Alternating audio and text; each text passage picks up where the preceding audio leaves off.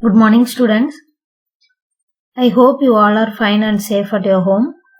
As we completed lesson 6, today we are going to start new block, that is QBASIC programming with QB64.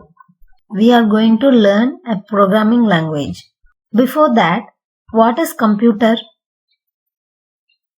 Yes, it is a machine that processes data and gives the result. What is a program? Nice. A program is set of instructions given to a computer. Now tell me, how do you give instructions to the computer?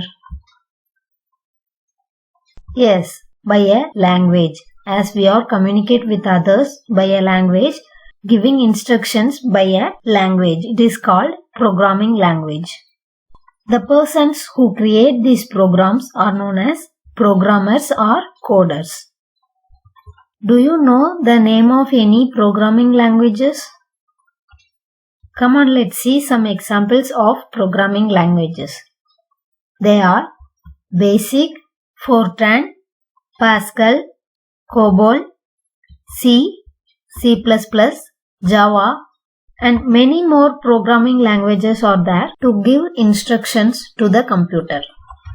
Come on, let's discuss something about BASIC. BASIC is a programming language used for beginners and it stands for Beginners All-Purpose Symbolic Instruction Code.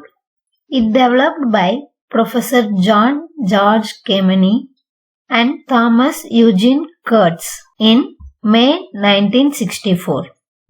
There are many versions of BASIC language is available.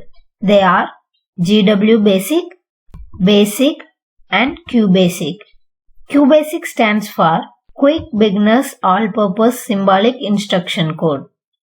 Today we are going to learn about programming with QB64.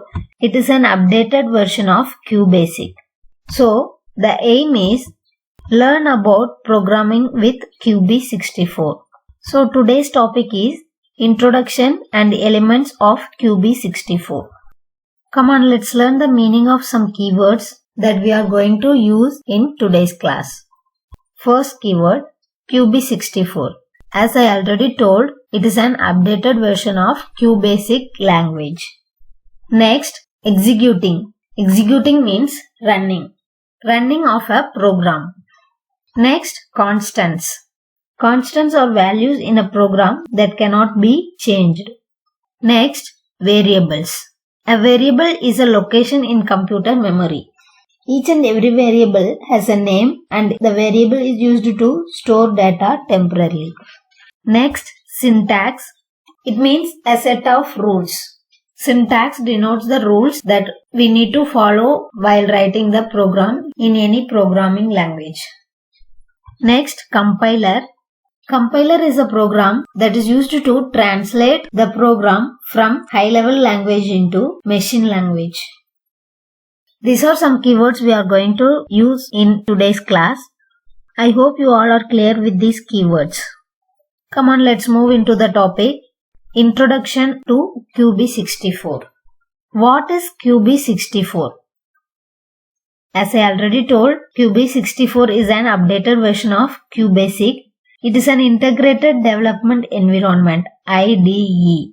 It means it has many facilities to type, edit, debug and execute basic programs. It is developed by Microsoft and it is compatible with Windows and Linux operating system. QB64 was designed by the developer Gallian and it is released on April 24, 2013. It is a language very easy to learn and use, and it is a high-level language. Next, how to start QB64. Just double-click on the QB64 icon to start QB64. Come on, let's see how to start QB64. This is QB64 icon. So I need to double-click on the QB64 icon. This is QB64 window. Next, parts of QB64 window. First, title bar. It displays the name of the program and menu bar. The menu bar displays the command menus. By clicking on these menus, you can get various commands to use inside the QB64 window. Next, program window. The program window is used to type the codes that required for the program. Next, status window.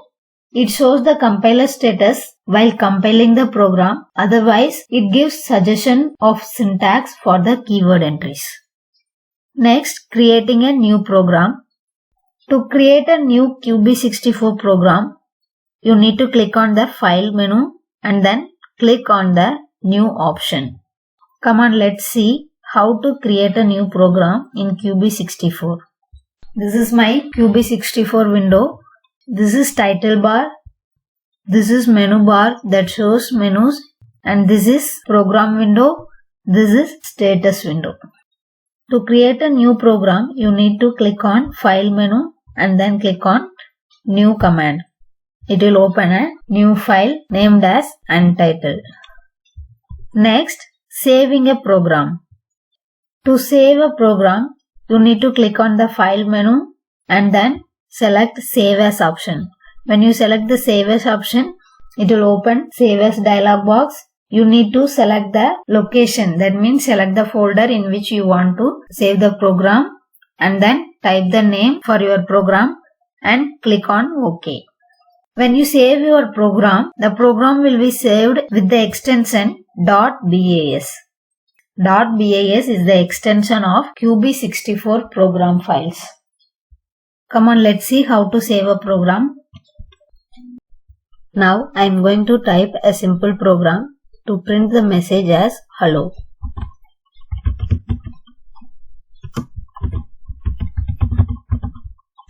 Now I want to save this program.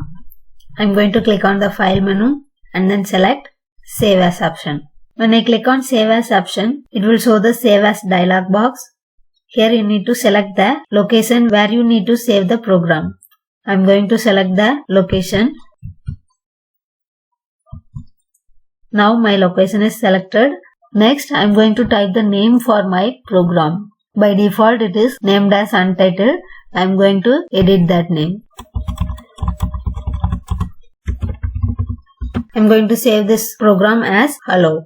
As I told already, QB64 program will be saved with the extension of .bas.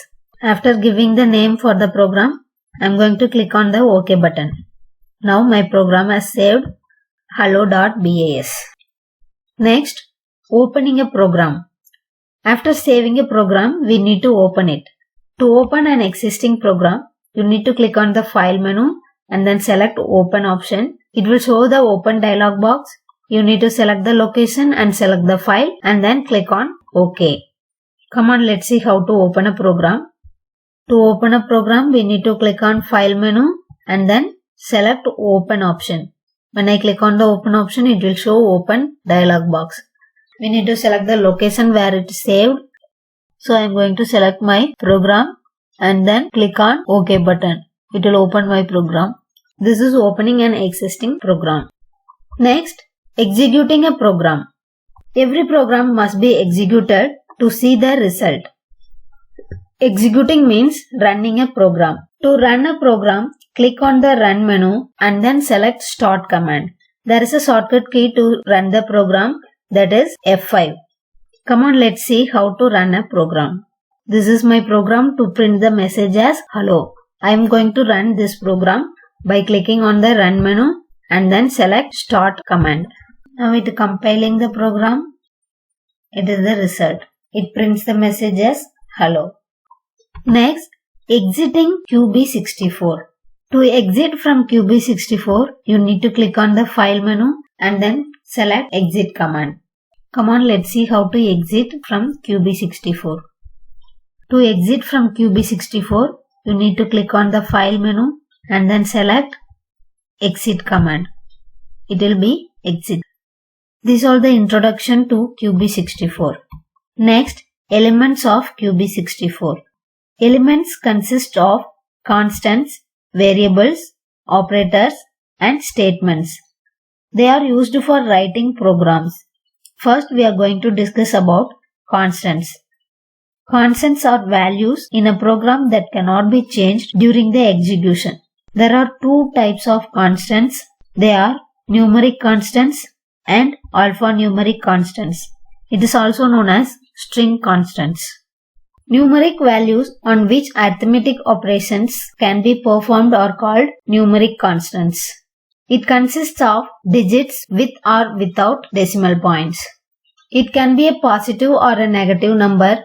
It should not include any special character. Next, alphanumeric constants. It is a sequence of alphabets, digits, and special characters. It should be enclosed in double quotes. For example, hello. When you enter this string constant, you need to enter it between the double quotes. Similarly, 50 and area is equal to 36. These are some string constants that enclosed in double quotes. Next, variables. A variable is a location in computer memory. It is used to store data temporarily. Each and every variable has a name. Variables can change the values while the program is executing. There are two types of variables. They are numeric variables and alphanumeric variables. It is also known as string variables. Numeric variables stores a numeric constant. Alphanumeric variables stores an alphanumeric constant. Next, rules for naming a variable. There are some rules should be kept in mind while naming a variable. The first rule is first character should be an alphabet. When you name a variable, the first character should be an alphabet. Next, variables consist of only letters of the alphabets like A to Z, digits like 0 to 9 and underscore.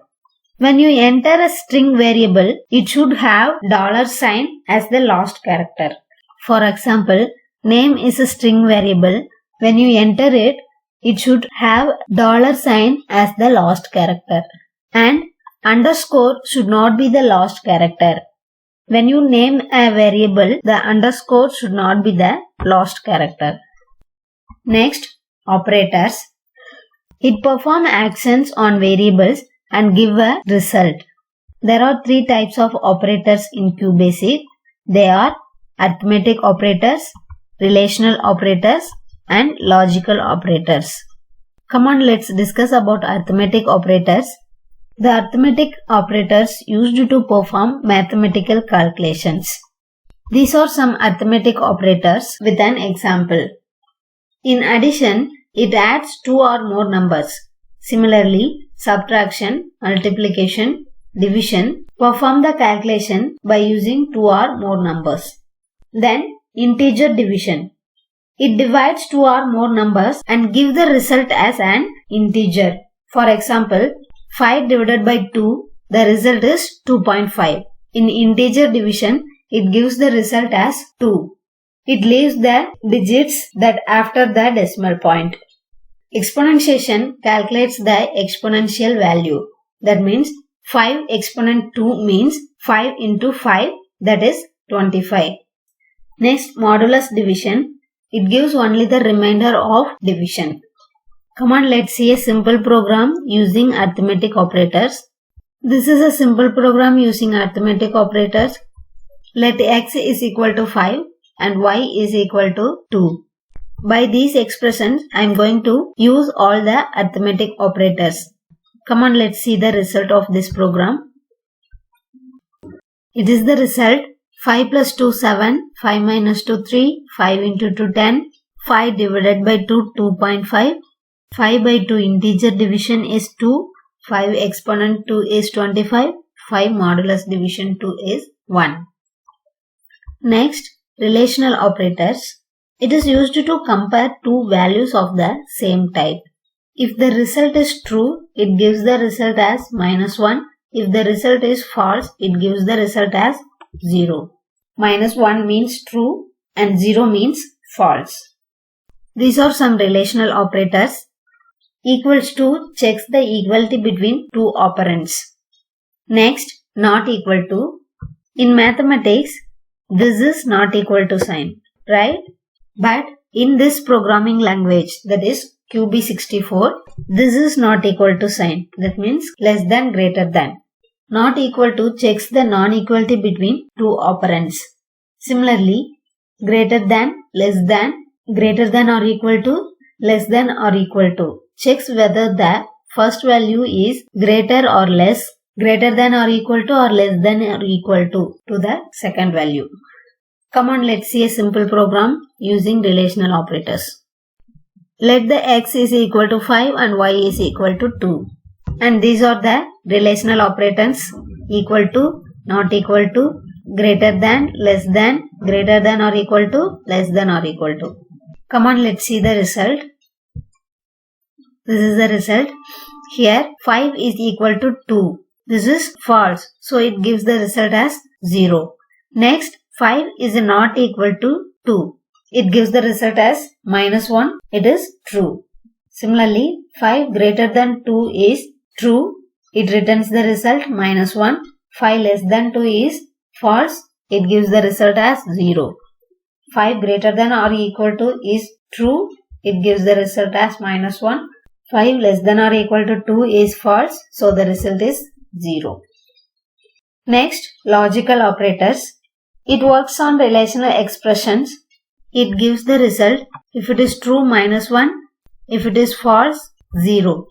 Giving results of logical operators is similar to relational operators. These are some logical operators: and, or, not. The AND operator gives the result as true only if both the relational expressions are true. Otherwise, it gives the result as false. OR operator gives the result as true at least one of the relation expression is true. That means in OR operator, when the both of the expressions are false, then only it gives the false result. Next, NOT operator. NOT operator is used with single relational expression. AND operator and OR operator used with two relational expression. But NOT operator is used with single relational expression. It gives the result true if the relational expression false. It gives the result false if the relational expression true. For example, let z is equal to 50 and x is equal to 10. Without NOT operator, greater than x is true. But before the expression, there is an operator NOT. It denotes the opposite of the expression. So, NOT z greater than x is false.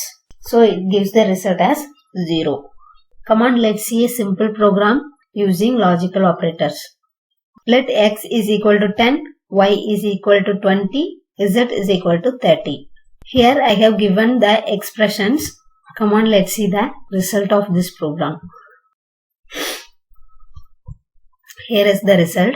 First expression is 30 greater than 10 and 30 greater than 20. Here AND operator is used. First expression 30 greater than 10 is true and the second expression 30 greater than 20 is also true. So it gives the result as true, that is -1. In next line, 30 less than 10 and 10 greater than 20. Here first expression 30 less than 10 is false and the second expression 10 greater than 20. Both the expressions are false, so it gives the result false. Next is OR operator, 30 greater than 10 or 30 less than 20.